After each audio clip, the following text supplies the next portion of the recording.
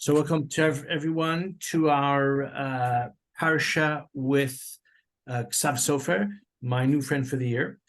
We are going to look tonight at Parasha's Chayei Sarah. If you're with me in the stone Chumash or any other Chumash you may have, it's in stone, it's page 106, and we're at the beginning of chapter 23, Chav Gimel in Bereshis. Of course, the storyline in Parasha's Chayei Sarah is dominated by two events. The first is the reference to the passing of Sarah and the negotiations for a burial plot for her. And then the second longer passage is about the quest for a wife for Yitzchak. And I'd like to try to look at each of those important and interesting subjects tonight. So let's start, we'll start at the beginning, but you'll see in a moment, I want to focus on a phrase in the second pasuk. Vayu Chayei Sarah mea shana v'sim shana v'sheva shanim shnei Chayei Sarah.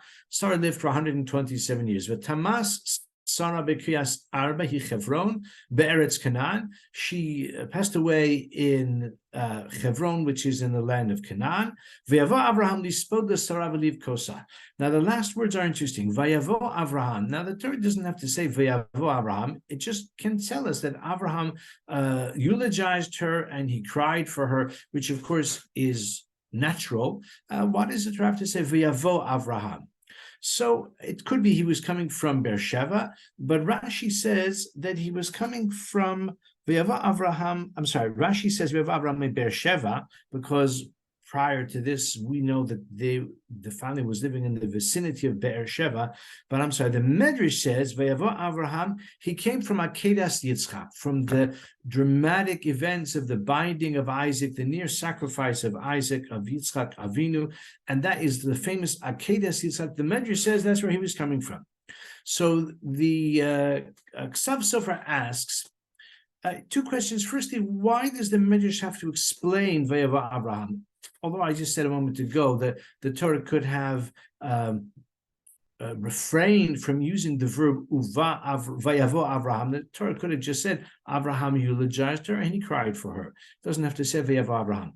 But since it does say V'yavo Avraham, what is problematic about that verb? Meaning the Torah doesn't. The word V'yavo would not seem to demand an explanation per se. It's just a verb that indicates that Avraham took up the task, the sad duty and responsibility of eulogizing her, and the natural consequence of sustaining the death of a beloved wife, that he cried for. The Torah.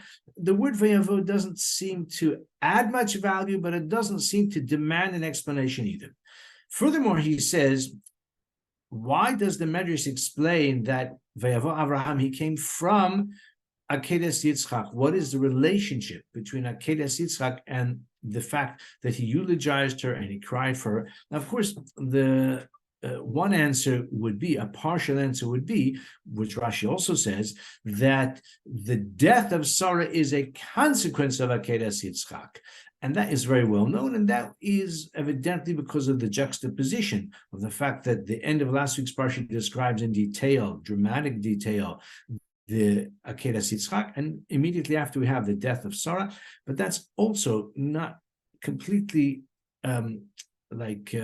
straightforward, because if that is the case, Rashi should make that comment on the very first pasuk, that Sarah lived for 127 years and she died. The first pasuk says, or rather the first half of our pasuk says that she died, and Rashi could say at that point, but Rashi says it on coming to eulogize her and to cry for her. Says the Ksav Sofer, a very interesting idea. I mean, we have entitled our shir tonight, for those who have taken note, Sadness and Gladness. And that is what Ksav Sofer says over here. He quotes the Gemara in Moed Katan. The third chapter of Moed Katan, Ein Megalchin, and Moed Katan is part of the Seder Moed. It deals with, Seder Moed deals with the notable times, whether the Shabbos and the festivals in the course of the year. We have Masechet Tanis, which deals with the fast days. Of course, most of the festivals are just that. There are joyous times, Pesach and Sukkot, Megillah with Purim. Moed Katan, like the minor festival, deals primarily with the laws of Chol HaMoed. And interestingly, within that short tractate of Moed Katan, 3 chapters, we also have the 3rd chapter was called Elu Megalchin Bamoed, that the following people are allowed to cut their hair or to shave during Chol HaMoed. And that touches off an extended, not just discussion, but a presentation of the laws of mourning, because among those who are allowed to shave during Chol HaMoed would be someone who was in mourning previously and did not have an opportunity to shave before that. He would be allowed to shave during Chol HaMoed. Okay, there are many other laws about that. We'll save for a different time. My point is that many of the laws, probably most of the laws of mourning, and for that matter, the customs associated with bereavement and burial, are found in this Masechta Moed Katan. So excuse the little excursus by way of introduction, but it helps to contextualize the following passage in the Talmud. So in the context of the laws of mourning are also the laws or the guidance associated with eulogizing the deceased. And that is part of the Yakor D'Shichve, part of the honor of the deceased is to eulogize the one who has passed away. And the Talmud there, as I said, establishes some of the parameters for it and gives some examples and some incidents that happen. One of the examples that the Talmud mentions is that there was a certain, I don't know whether he was a sage or maybe not a sage, I think his name was China or Chanina, could be he was one of the Chachamim, probably he was, and he was a son-in-law of the Reish Galusa, meaning he was from a distinguished family, married into a very distinguished family, but he had no children, he was childless. The Gemara says that he prayed for children, for his wife to conceive, and sure enough, she did. She conceived and she gave birth to a baby boy, Siman Tov and Mazel Tov. The tragedy was that the father died on the day that the son was born. The father died. Whether he was even aware that he had become a father, I'm not sure, but it was on the same day. So the Safdan, the one charged with delivering the eulogy, said, I'll just find it here because the Sofer does quote it, or paraphrases it really. He says that Chanan Chasen de Benesia B'yom Dahavile Meis, on the day that he was blessed with the arrival of a baby boy, he died, and the Safdana, the one who delivered the eulogy, said, Sason v'simcha nevcha letuga. Joy and jubilation have been transformed to despair. Sason v'yagon hudbeku yachad. And jubilation and sadness have been joined together. So the Ksav Sofer, now we can understand why he said that, because of the ironic, poignant juxtaposition or convergence of these two events. So the Ksav Sofer says, what kind of a hesped is this? Okay, he's reflecting the ironic, tragic, poignant juxtaposition of these two events, but where are the words of tribute to the deceased? Where are the words of praise? Where are the words that are designed to evoke in the listeners a sense of the magnitude of the loss with the passing of this man or woman, as the case may be? In this instance, it's a man. That is the job of one who delivers a hesped. That's his role. So he says as follows. Ksav Sofer explains the Gemara as follows. There's a very well-known pasuk. We're all very familiar with it. In fact, we read it just a few weeks ago in Koheles. Eis lischok ve'eis livkos. There's a time to laugh and a time to cry. Eis sefod ve'eis rekod. There's a time for a eulogy and there's a time for dancing. Of course, that passage in Koheles is very, very well known, juxtaposes different events. I think it was even mentioned by Benjamin Netanyahu when he referred to Koheles. He says there's a time for peace and a time for war. And he said, sadly, this is a time for war. I'm just mentioning that because it's in the news, of course. Says Ksav Sofer, The point is, and that's what Shlomo HaMelech was reflecting upon, different occasions evoke different responses, and there is a time for everything a time for everything a season, everything a time under the heavens. The point, of course, is that these contrasting times that evoke different sorts, opposite emotions, they cannot readily coexist. They cannot be reconciled one with the other. He says there's a mitzvah to mourn for the passing of a worthy man or woman, but equally there's an expectation and a responsibility to rejoice and to participate in the joy of one who celebrates a simcha.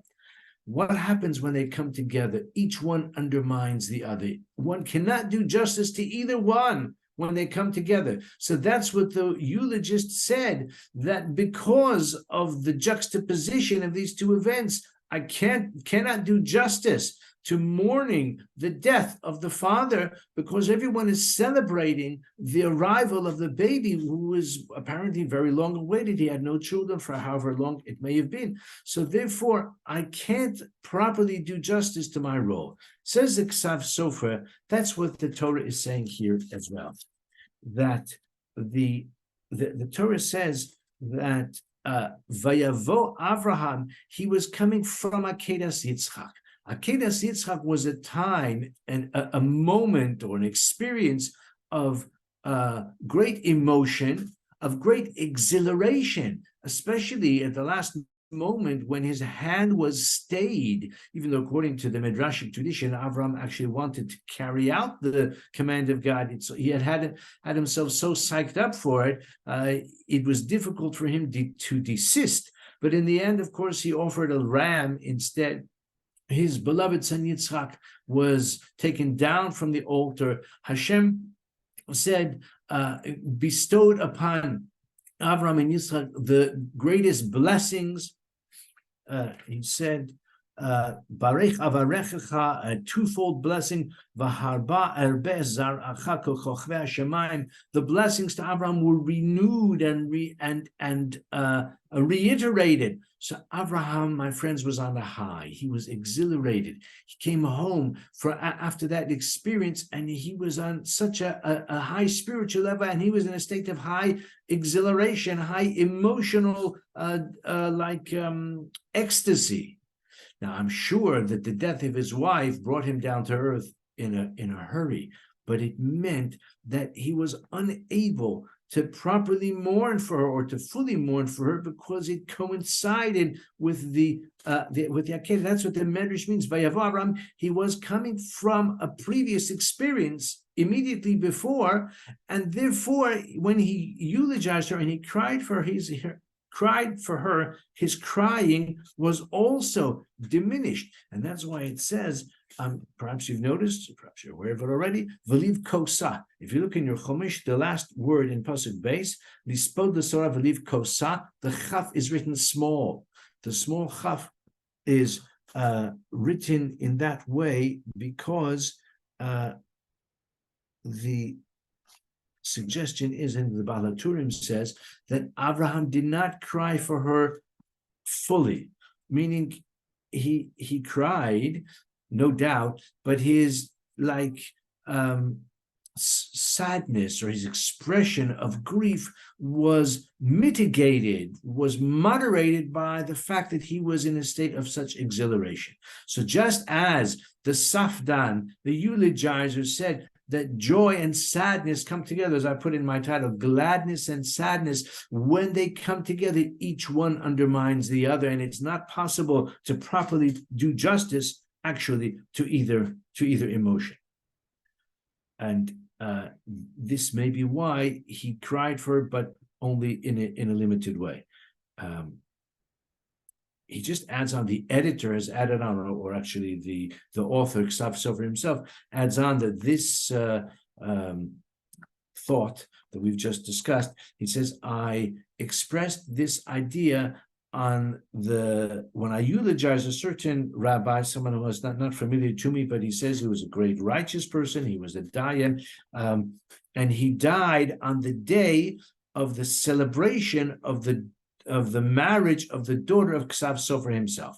So Ksav Sofer was the Rav of the town. He was the successor to his father. He was, of course, greatly respected and admired. And I'm sure he was a wonderful, beloved Rav as well. So when his first child to get married, when she got married, so it was a great celebration for the whole Kehillah. Tragically, this particular distinguished rabbi died at that same time. And he said, I had to give the hesped. And he said, this is what I said at the hesped, perhaps partly apologizing that it's hard for him to get into the rhythm of the grief and expressing the sadness on the passing of this distinguished rabbi when he is also the father of the bride celebrating her marriage. I remember reading Rabbi Emanuel Feldman, who has a book called Tales Out of Shul. You may have come across, we have a copy at Kesher. He was a rabbi for many years. He's retired now already for many years, but still he had a long career in Atlanta, Georgia. He was a very accomplished rabbi. And he says on one occasion, he had to perform a funeral in the morning, a chuppah in the afternoon, a shiva in the evening, and after that, an engagement party, all on the same day.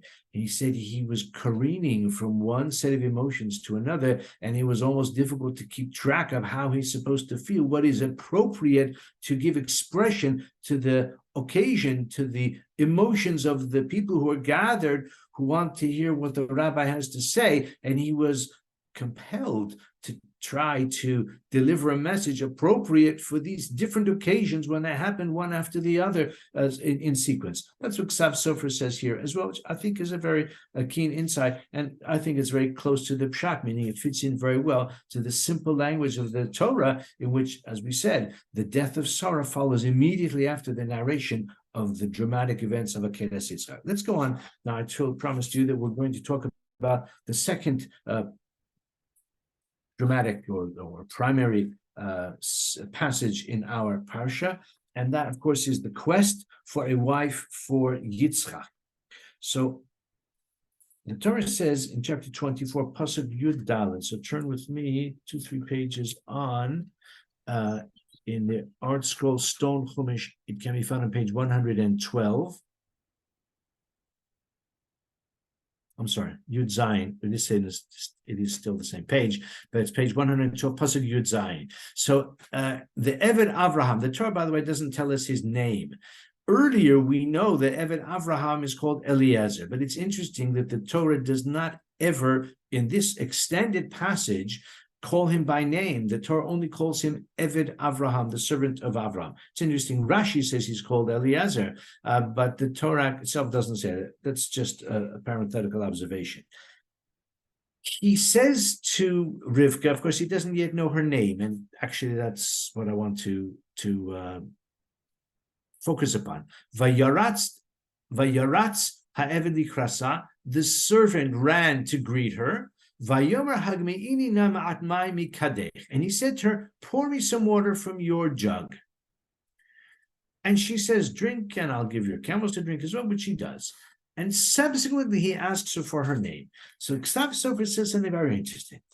He says, why is it that before even asking who she is, because the Eved Avraham had expressed the hope that he may meet a member of Abraham's family, even if it's extended family, even if it's a distant relative, because Abraham said, I don't want Yitzchak to marry a girl from the Canaanim, someone from my homeland, from my family, from my ancestral homeland, I want like a girl from there.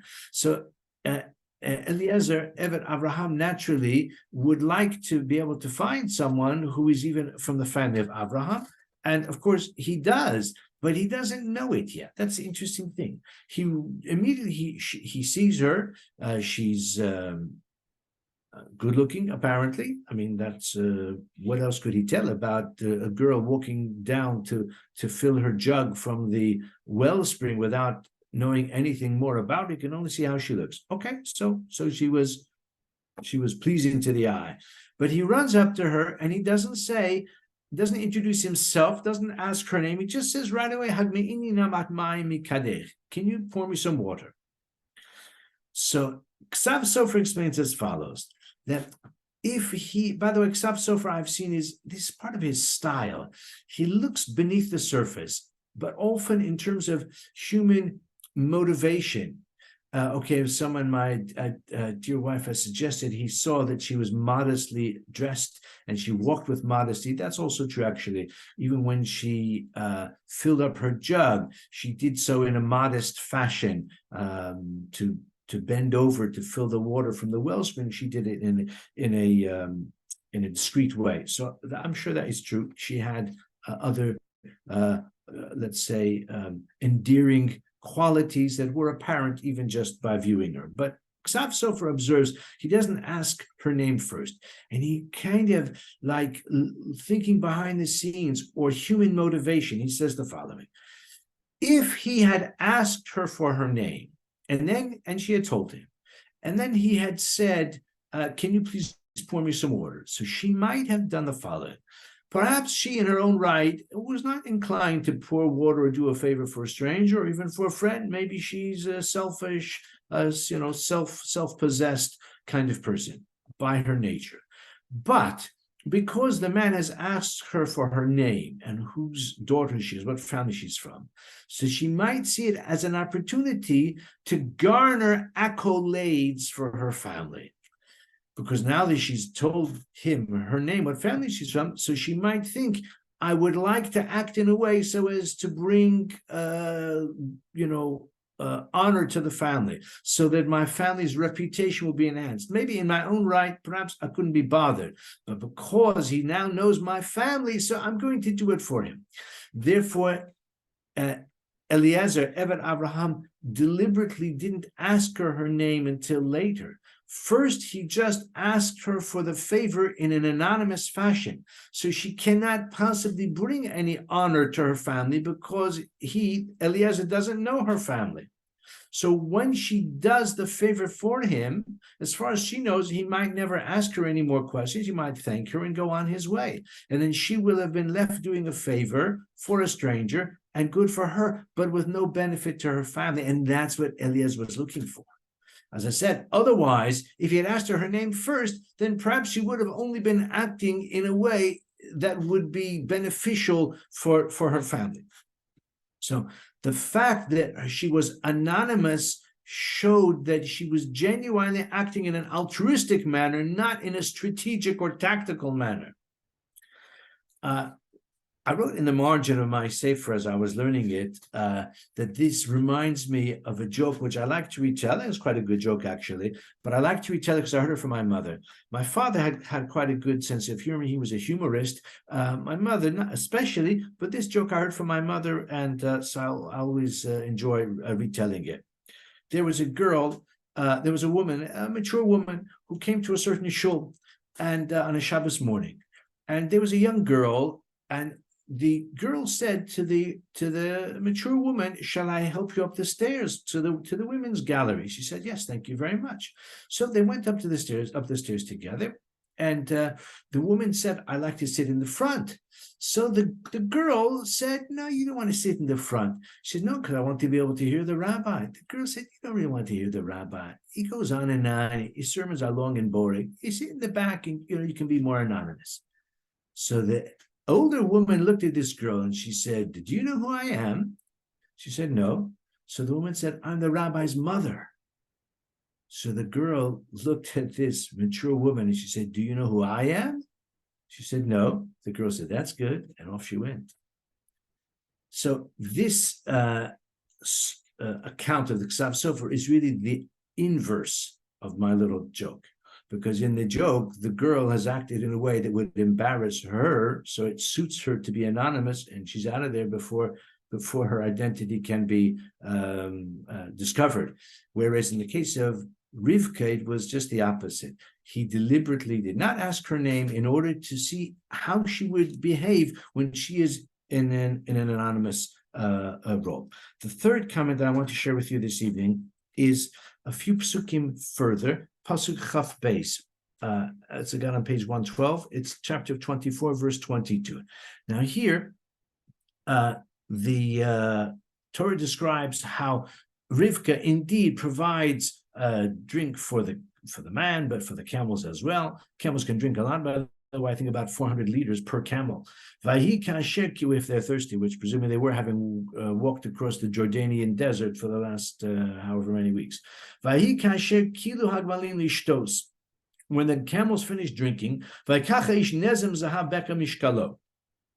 servant took a nose ring weighing a certain amount, al yadeha, and 2 bracelets on her wrists, asara zahav mishkalam, weighing 10 measures of gold. That's probably quite a lot of gold, quite a lot of value, and beautiful jewelry as well. Rivka would have been a happy camper.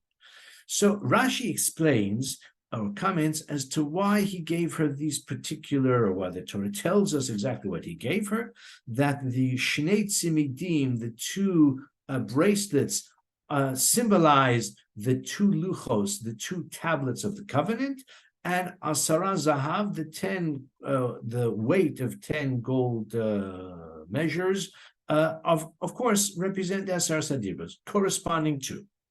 So Ksav Sofer asks, what's the significance? Why did he give her that exactly? And what's the significance of the 10 commandments and the 2 tablets of the covenant? What's the relevance here? So Ksav Sofer, was the Rav in Pressburg.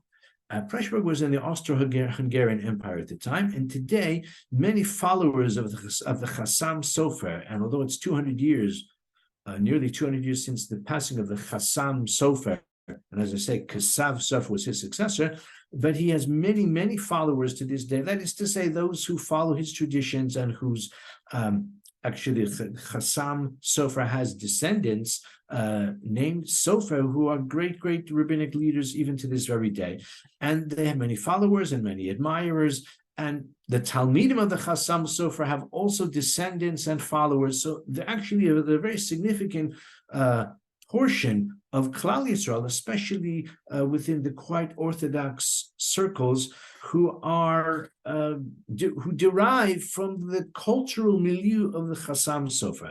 A lot of them are Hungarian, and I mentioned that for a reason that will be apparent shortly. Says the Ksav Sofer. The Gemara at the end of Tanis is a very famous one.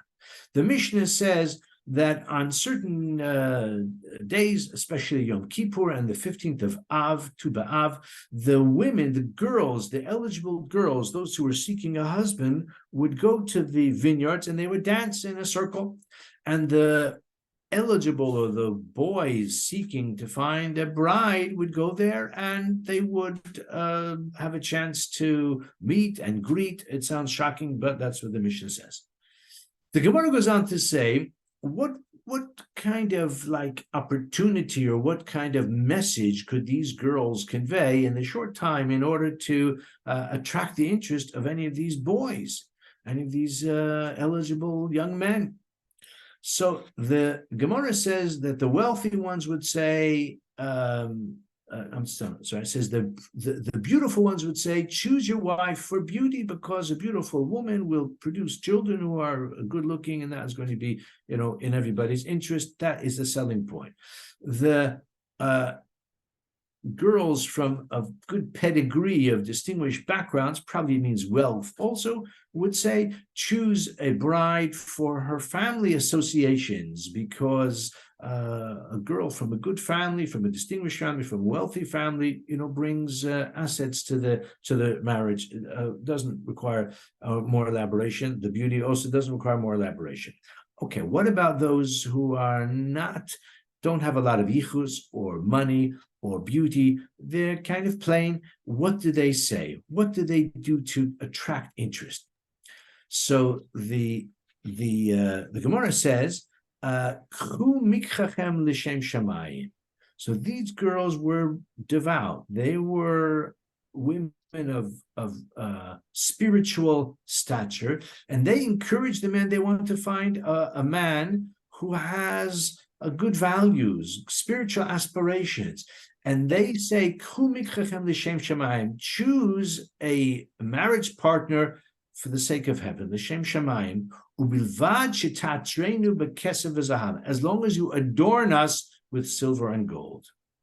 Now, again, at the very simple level, it sounds as if they're saying, look, we don't bring a lot of beauty to the equation, but if we have designer clothing and expensive jewelry and cosmetics and that sort of thing, you'll be amazed how beautiful we look. But if these are the ones who say choose l'shem shamayim, then why are they focusing on these externalities? And besides which, if the girls are looking for a husband whose values are spiritual l'shem shamayim, so is he going to want to lavish expensive clothing and cosmetics and gifts on his wife? Says Iksav Sofer as follows. He says, actually, this statement, the explanation is as follows. The girls say, you want to choose someone l'shem shamayim. You are a man with spiritual aspirations. Your values, you emphasize avodas Hashem, Torah study, and the like. So who's going to look after the household? Who's going to be alert and attentive to practical matters, worldly matters? Who's going to run the business? Who's going to be able to maintain the household in accordance with the highest standards? It's got to be your wife. If that's the case, if we are going to be engaged in olam hazeh, in terrestrial matters, so that you can go to the Beis Medrash and you can learn and you can devote yourself to Avodas Hashem, we've got to dress the part. And therefore you have to provide for us in order that we can achieve in the realm of the practical. I think that this is not meant tongue-in-cheek. I think it's meant in a genuine way. And I know that before we started Kesher Kehila, so for a number of years, we used to go to Sasov, nearby to where we live on Finchley Road. And we still have a lot of friends there. We still go to some of their, simchas and that sort of thing. I remember when we first moved there, Ruthie used to say to me, did you see what the women were wearing? I said, no, I had no awareness of it. So they were wearing designer clothing, beautiful jewelry, and all the like. Okay. The point is that there is a certain mindset, it's associated with the Hungarians and certain Hasidim generally, in which I don't want to say they emphasize externalities, but they appreciate class, they appreciate elegance. And the women are very often attired, in a way which is very appealing, I'm saying, in a modest fashion, but in a way which reflects the, let's say, success in the world of the Olam Hazeh. Iksav Sofer says that is why the women say, because if you want to marry a woman l'shem shamayim who will encourage you in your avodas Hashem, that means that we are going to be engaged in the practical matters, and this is why you need to adorn us with silver and gold. Says Iksav Sofer, this was the intent of Eliezer in giving this jewelry to Rivka as well. He was hinting to her that the family is a wealthy family, but Yitzchak, his aspirations are in the realm of the spirit. And therefore he was saying to Rivka, he is looking for a partner who will be, let's say, practically inclined and will be able to support him in his spiritual quest. And that's why he gave her this jewelry that symbolizes the Aseres HaDibros, the Ten Commandments, and the Luchos HaBris and the tablets themselves, because of that association, that partnership that Eliezer, was looking to find someone who would partner with Yitzchak in that regard. And actually, we do find that Yitzchak is highly spiritual And as I once put it, once he was elevated onto the altar, he never got his feet back on the ground entirely. He remained a spiritually exalted and uplifted personality. We find that Rivka is more practical. We'll see in next week's Parasha that Yitzchak is perhaps, at least superficially, taken in by Esav. And Rivka is the one who loves Yaakov, and she has her feet on the ground more so, and she is the one who ultimately, as we'll see in next week's Parasha, as is very well known,